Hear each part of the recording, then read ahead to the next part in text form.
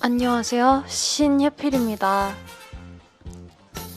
새해 복 많이 받으세요. 오늘은 2025년의 마지막 날이잖아요. 그거를 맞이하여 제가 올해 봤던 영화들을 또 한번 결산을 해볼까 하는데 그거를 제가 따로 아카이빙을 안 해놓으니까 막 진짜 기억을 긁어가지고 막 이렇게 하려니 너무 어렵더라고요. 2026년도부터는 한번 왓챠를 제대로 좀 해볼까 생각 중에 이렇게 연말 결산 같은 거 할 때 꼭 필요하더라고요. 주절주절 말이 많았는데 그러니까 결국 극장에서 관람하지 않은 영화들은 제가 일일이 다 싹 다 긁어모으지를 못했어요. 물론 기억에 남는 영화들도 있지만 일단 올해까지는 극장에서 본 영화들만 추려가지고 하는 걸로 하고 그래서 제가 극장에서 본 영화들이 올해에 64편이 되더라고요. 이거를 한번 간단하게 진짜 간단하게만 짚고 넘어가고 마지막에 조금 나름 또 제 취향에 맞았던 안 맞았던 작품들을 낭 하면서 좀 마무리를 해보면 어떨까 싶습니다, 여러분. 2025년 1월부터 12월까지 극장에서 개봉한 순서대로 한번 나열을 해보도록 하겠습니다. 애니멀 킹덤, 동물을 시각적으로 은유해서 말아주는 성장물인데 익숙하다고 할 수도 있고 은근히 뻔하다고 할 수 있는 이야기인데도 불구하고 되게 벅차오르더라고요. 환상의 나라 에버랜드 같은 느낌으로 재밌게 본 것 같습니다. 노스페라2, 릴리 로즈 뎁의 그 혼신의 연기가 기억이 나고요. 뭔가 이 작품 자체보다 그냥 그 노스페라2라는 오리지널리티 그 역사가 제가 더 인상 깊었던 것 같아요. 원조 뱀파이어물로서 검은 수녀들, 검은 사제들 장지은 감독님이 연출을 맡지 않아서 그런 건지 모르겠는데 검은 사제들이 정확히 5배 정도 더 좋았던 것이 기억이 나고 서브스턴스 보다가 체했을 정도니까 그래도 당분간은 어느 한 시대를 풍자한 전설로 남을 만큼의 의미가 있었지 않았나. 더폴 디렉터스 컷, 이게 사실은 예전에 개봉했던 영화긴 한데 그때는 이런 밤티 포스터였잖아요. 탐미라는 게 이런 걸까요? 와중에 의미까지도 야무지게 챙긴 진짜 알짜스러운 작품이었다고 생각합니다. 파문, 까모메 식당 감독이 뒤틀려지면 어떻게 되는지를 보여준 작품이었고 개인적으로 되게 재밌게 봤고 좋게 봤어요. 브루탈리스트, 엄청난 러닝타임, 이 납득되는 섬세한 세계관, 당연히 실화인 줄 알았는데 아니어가지고 놀랬음. 역사적 배경을 가지고 뭔가 그 작가가 또 다른 세계를 창조해낸 것 같은 기분이었습니다. 테마로 국산 애니에 대한 기대감이 크게 없었는데 눈 돌아갔었지. 근데 심지어 배경이 테마라니 개좋아. 그래서 2편이 대체 언제 나오는 거지? 미키 17, SF나 사회평자 모두 맛좋게 짭짤했다고 생각했고요. 직접적이긴 했지만 타이트하게 짜여진 세계가 마음에 들었던 것 같습니다. 컴플리트 언논, 밥 딜런을 연기한 티모시 샬라메인데 밥 딜런이 아니고 그냥 밥 딜런을 연기한 티모시 샬라메 같은 느낌이었다. 콘클라베, 종교적 배경 지식이 없어도 아름답고 자극적으로 즐길 수 있었던 난장판, 에밀리아 페레즈. 문제가 좀 오래돼서 그런지는 모르겠지만 작품 외적인 그 논란들이 먼저 생각이 날 수밖에 없는 것 같고 이제 영화가 말하고자 하는 바가 되게 뭔가 화려하긴 했으나 이해는 잘 가지 않았던 것 같아요. 공감이 잘 안 갔다고 해야 되나? 컴패니언, 얄궂고 야무지게 요즘 유행하는 소재를 활용했는데 그에 대한 인간의 두려움을 건드리는 동시에 그 역설까지 다루고 공포라기보단 은근한 블랙 코미디라고 생각했고 플로우, 부드럽고 유연한 아포칼립스의 생존기, 동물과 애니라는 외피 아래서 은근 뭔가 되게 묵직한 은유가 숨겨져 있는 것 같아서 여긴 조금 어려웠던 것 같습니다. 승부, 제가 평소 같으면 절대 안 봤을 장르의 영화긴 하거든요. 전형적인 부분도 기억은 좀 나긴 하지만 그래도 깔끔하게 잘 끝났던 작품이었던 것 같아요. 헤레틱, 처음에는 진짜 흥미진진하게 봤는데 갈수록 너무 구차해져가지고 조금 아쉬웠던 것 같아요. 이런 장르, 이런 캐릭터라면 어쩔 수 없는 건가? 그렇게 끝날 수밖에 없는 건가 싶긴 하긴 하지만 크래쉬, 섹스 중독자들의 목숨을 건 오르가즘 범퍼카, 이미지적으로는 조화롭긴 했던 것 같아요. 파과, 그러니까 그 특유의 오타쿠스러움이 너무 가득 넘쳐 철철 흘러간 게 오히려 아쉬웠던 작품이었어요. 사실 설정부터가 이미 오타쿠 감성 낭낭해가지고 조금 더 절제했어도 좋았을 것 같은데. 여기서부터는 전주국제영화제 작품인데요. 도주, 테러리스트가 신념을 위해 자기 자신을 지우고 살아온 이야기를 그리는데 그 과정에서 그리는 딜레마나 이미지나 연출이 흥미로웠다. 베일리와 버드, 베리 키오건 나온 데서 오직 그 이유로 예매한 거긴 한데 어디서 많이 봤던 감성이라서 좀 막연했던 것 같아요. 메시지, 이거는 제가 보다 졸아가지고 죄송합니다. 21세기로부터의 탈출, 제가 이제까지 영화제에서 봤던 작품 중에 가장 그냥 순수한 재미가 있었어요. 살짝 마라맛인데 결국은 Everything Everywhere All at Once 감성인 잡종, 직관적이고 쉽고 아름답고 앙증맞은 이미지들, 배우들 캐스팅이 저는 한몫했다고 봅니다. 3670 퀴어 탈북자 청년의 좌충우돌 서울살이 이 시놉시스를 어떻게 잡냐고. 근데 생각보다 되게 은은했어요. 적이 온다. 갈수록 흐트러지는 노년의 지성과 자긍심을 그리는데 일본 이야기 특유의 그 역겨운 전제된 담론이 깔려있긴 하지만 화법이 독특해서 부부 문제 해결사 페이크 다큐인 건가? 말 그대로 부부 문제를 해결하는 직업인의 다큐 3일인 건데 소재 자체가 도파민스러워가지고 전주국제영화제는 끝났고요. 해피엔드 아이스 아메리카노 같은 걸 시키면 얼음이 이렇게 샤샤 이런 느낌의 쾌청했던 음악들이 기억에 남는 영화인데 정말 많은 것을 담고 있었던 하지만 지금 머릿속에 남는 건 그들이 반대가 될 수밖에 없는 이유. 시너스 각 장르의 모든 매력이 다 집약되어 있잖아요. 역사적인 배경에서부터 호러물이자 뱀파이어 장르물이자 음악까지 진짜 야무지게 챙긴 작품. 퀴어 우아하고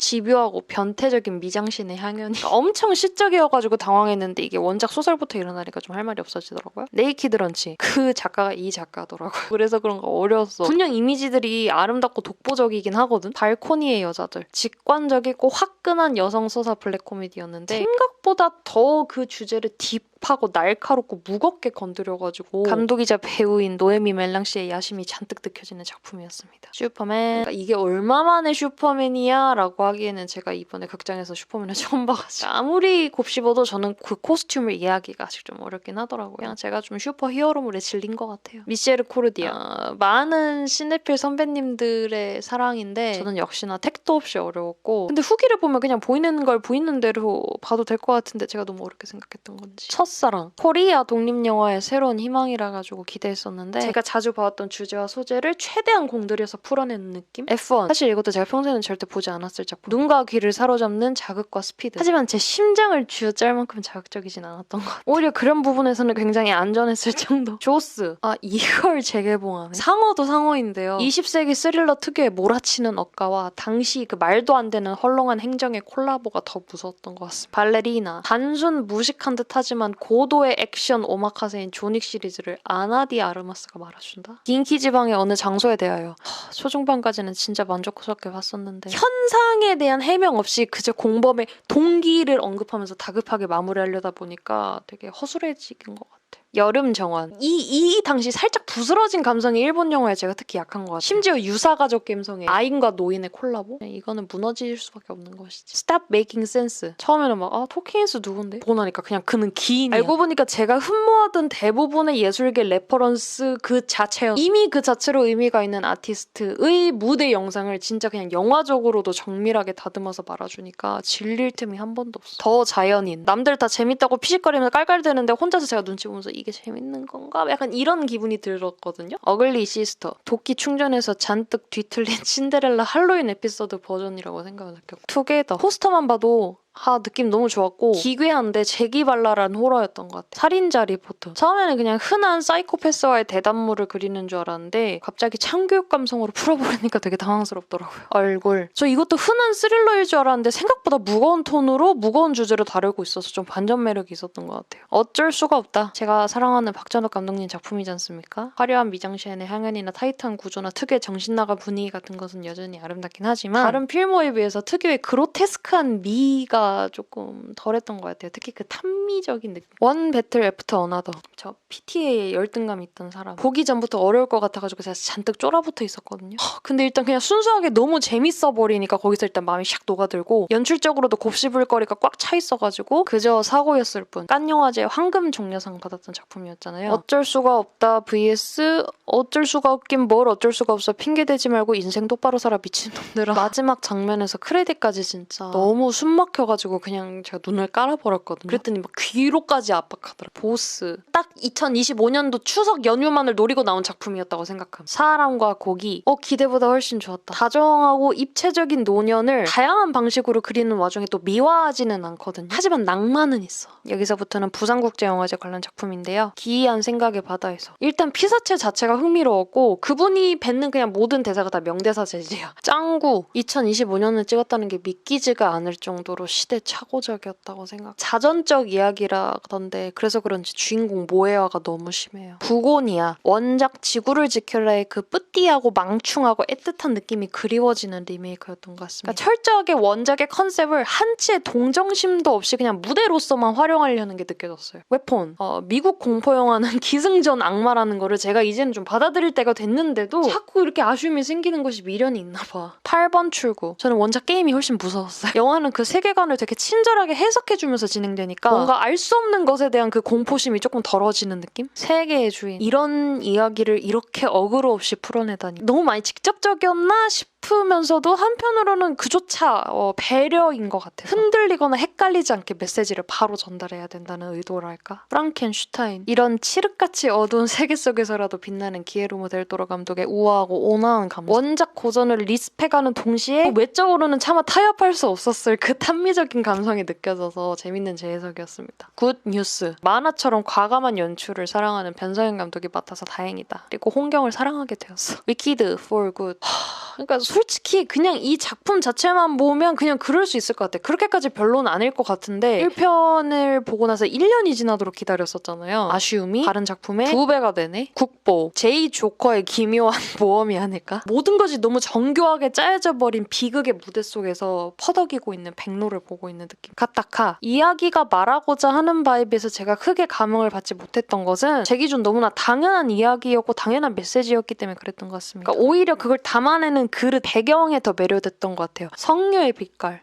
시네필 지망생 올해 가장 큰 시련이었음. 분명히 진짜 미치도록 아름다운데 미치도록 졸려. 여인과 나날. 말로부터 도망친 인간을 그려내기 위해서 영화도 기꺼이 말이 없어지는 게 좋더라고요. 이미지로부터 오는 체험의 영역인 것 같았어요. 담뽀뽀. 앙증맞은 척 하면서 은근히 허점을 후벼 파는 일본의 블랙 코미디를 참 좋아하는 것 같아요. 자, 그럼 이제 한번 제가 올해 극장에서 봤었던 64개의 작품 중에서 제 취향에 잘 맞았던 영화 베스트 5와 정말 제 취향에 안 맞았던 영화 워스트 5를 한번 뽑아보도록 할 텐데, 재개봉 작품이라든지 영화제에서 상영했던 작품들은 제외하고 골랐다는 것을 전제로 하고요. 이제 워스트부터 말씀드리는 게 낫겠죠? 워스트가 뭔가 좀 더 마음에 부담이 없는 것 같아서 5위는 에밀리아 페레즈입니다. 뭔가 되게 볼륨이 크고 화려하고 심지어 그런 이야기를 뮤지컬이라는 장르와 섞어서 말하고자 하는 시도는 대담했으나 그 영화가 그리는 세계도 되게 저는 좀 모순적이라고 생각도 들었고, 사실 이야기 자체로만 보면 되게 허술한 감도 있긴 한데 그거를 뮤지컬 장르랑 섞어서 조금 판타지스럽게 은근슬쩍 넘어가려는 듯한 느낌까지 있어가지고. 그리고 4위는요. 검은 수녀들인데요. 모든 것을 다 품어낼 수 있는 뭔가 웅장한 느낌으로 마무리를 하려는 듯한 의도였는 것 같은데 왜인지 모르게 조금 쉽네? 우와, 이걸 이렇게 풀어낼 수도 있구나 라는 느낌보다 야, 저거를 저렇게 풀어낸다고? 그리고 중간중간 틈틈이 검은 사제들과의 연관성을 끊임없이 강조하면서 조금 더 구차해 보였던 것 같아요. 3위. 위키드 for good. 아니, 위키드가 여기 이러실 수도 있는데 앞서 말씀드렸지만 제가 이 작품이 조금 특이하긴 해요. 기대한 만큼 실망한다고 했잖아요. 저도 모르게 위키드를 엄청 기대했었나 봐요. 이게 원래 뮤지컬 자체에서도 좀 이런 식으로 흘러가는 톤이래요. 그래서 제가 뮤지컬을 알았더라면 이 편에서 기대를 안 했을 텐데. 2위. 긴키 지방의 어느 장소에 대하여. 그러니까 이것도 초중반이 그렇게 재밌지 않았으면 오히려 그냥 실망도 안 했었을 것 같아. 어떻게 나를 그렇게 흥분시켜놓고 그렇게 나를 내팽개칠 수 있지? 어떻게 배터리가 없어. 1위는요. 보스인데요. 이유를 굳이 말씀드려야 될까요? 아니, 어떻게 그 타이밍에서 딱 배터리가 나가냐. 그러니까 보스가 워스트 1위인 이유는 너무나도 특색이 없는 아쉬움인 것 같아요. 어떤 외부적인 환경에 의해서 조금 흥행을 노리는 의도가 좀 다분히 느껴질 만큼 뭔가 신박하고 독창적인 느낌이 없었던 것 같아요. 그럼 이제 한번 베스트 5를 뽑아볼까요? 일단 5위는 애니멀 킹덤입니다, 여러분. 사실은 되게 익숙한 이미지들이었다고도 생각을 하고 그 영화에서 보여주는 상상력도 되게 뭔가 많이 먹어본 맛이긴 했지만 정기적으로 한 번씩 좀 봐줘야 되는 것 같아요. 가끔씩 그렇게 좀 벅차오르는 영화를 한 번씩 수혈을 해줘야 돼. 4위는요. 프랑켄슈타인인데요. 솔직히 말하면 제가 이 영화를 극장에서 보지 않았다면 이 정도로 좋았을까 싶은 좀 의구심이 들긴 하지만 클래식하고도 풍족한 아름다움을 잔뜩 제가 몸에 머금고 집에 돌아가는 느낌이었어요. 그 프랑켄슈타인을 보고 갔던 날 밤이 아직도 생생한 것 같아요. 3위는 세계의 주인인데요. 솔직히 윤가은 감독님 작품에 대해서 그전까지 막 그렇게 크게 막 개인적으로 의미를 두진 않았었어요. 당연히 영화 너무 좋고 곱씹으면 곱씹을수록 그 디테일함이 더 감탄하게 되는 그런 부분인 건 당연히 알고 있었는데 뭔가 제 마음속에 계속 이게 맴돈다 이런 느낌은 사실 그전까지는 잘 없었는데 세계의 주인은 뭔가 그거에 가장 큰 극치를 본 느낌? 무럭무럭 자라난 감독님의 나무를 본 느낌이었달까? 그리고 2위는요. 사실 제가 이거는 도저히 고를 수가 없어서 작품 2개를 선정했는데 스탑 메이킹 센스랑 시너스입니다. 일단 스탑 메이킹 센스는 제가 처음에는 솔직히 노래만 좋아도 영화가 재밌을 것 같다라는 마음으로 기도하면서 들어갔는데도 그냥 화면 연출이라든지 센스라든지 기획 자체 그러니까 이거를 사실 콘서트 영상을 그냥 무대로 담아낸다 아카이빙한다의 목적이 아니고 기록물을 떠나서 정말 진짜 영화로서의 가치로도 너무 만족했기 때문에 이거를 차마 놓을 수가 없었고요. 시너스도 개인적으로 조금 이제 짭조름감이 좀 과하게 있긴 하지만 이 제작자의 의도가 정말 꾸역꾸역 당겼는데 그게 막 부담스럽다기보다도 와 어떻게 이 맛이 다 이렇게 온 입에서 가득나지라는 끝내주는 그 음악씬, 그 롱테이크 씬으로 귀결되는 것 같아요. 결국은 이게 2위일 수밖에 없는 이유는 그리고 바로 대망의 1위 시네필 지망생이 가장 재밌게 봤었던 작품, 가장 취향에 맞았던 작품, 가장 인상 깊고 가장 기억에 남는 작품은 바로 뭐라고 생각하시죠? 어쩔 수가 없다라고 생각하시고 계시겠죠, 대부분? 바로 One Battle After Another입니다. 무슨 감성이었냐면 대중영화 같은데 곱씹을수록 예술영화고 예술영화인 것 같은데 또 은근히 보면 대중들도 다 이해할 수 있는 그러니까 정말 모두를 만족시킬 수 있는 영화라고 생각을 했고 와중에 감독이 뭔가 타협했다고 느껴지는 부분이 없는 게 좋았던 것 같아요. 그렇다고 막 폼 잡지도 않고 부자연스럽지도 않고 그리고 개인적으로는 이제 PT 감독에 대한 트라우마까지 깨졌으니 어찌 이게 1위가 아닐 수 있겠습니까? 저는 그저 영화를 겉핥는 사람이기 때문에 뭔가 어잉 이런 게 있으셔도 이해해 주시기 바라고요. 아휴 덥다. 네. 아무튼 그래서 흑백요리사 새로운 시즌이 시작을 했잖아요. 그래서 그거를 보면서 또 느끼는 건데 요리사들은 자기가 요리를 하려면 그리고 심사를 하려면 다양한 음식들을 먹어봤어야 됐잖아요. 그러니까 그거를 기준으로 이 사람의 새로운 시도, 이 사람의 해석이 어떤지를 평가할 수 있는 건데 뭔가 그걸 보면서 또 제 지금 상황과 연결지어서 생각해보게 되더라고요. 나는 시네필 지망생이라고 하고 있으면서 엄청 부지런하게 보지는 못했구나. 그러니까 영화를 재밌게 보고 싶고 남들에 뒤지지 않을 만큼 속속들이 뭔가 이해하고 싶으면 역시 많이 먹어봐야 되는 건데 경험치에 아직도 아쉬움이 있는 것 같아요. 훈수하면서 추천해주신 작품들도 대부분은 보통 극장 개봉을 안 하고 OTT로만 봤으니까 그런 것도 리뷰를 좀 했으면 좋은데 그런 것도 좀 아쉽기도 하고 2026년도에 이제 리뷰를 할 때는 좀 그런 거를 일상 속에서 틈틈이 더 잘 챙기는 시네필 지망생이 되도록 하겠습니다. 그리고 저는 사실 진짜 누누이 말씀드리는 거지만 소통을 하는 것에 좀 더 목적이 있는 사람 그러니까 정돈되지 않는 영상을 올릴 수 있는 거고 완전하지 않는 영상이어도 쪽팔려 하지 않고 올릴 수 있는 거예요. 모르는 부분은 모른다고 솔직하게 말씀을 해드려야 선배님들께서 가르침을 주실 거 아닙니까? 그런 의미로 내년에도 잘 부탁드려요. 네, 좀 염치가 없지만 새해 복 많이 받으세요. 안녕. 해피 뉴 이어.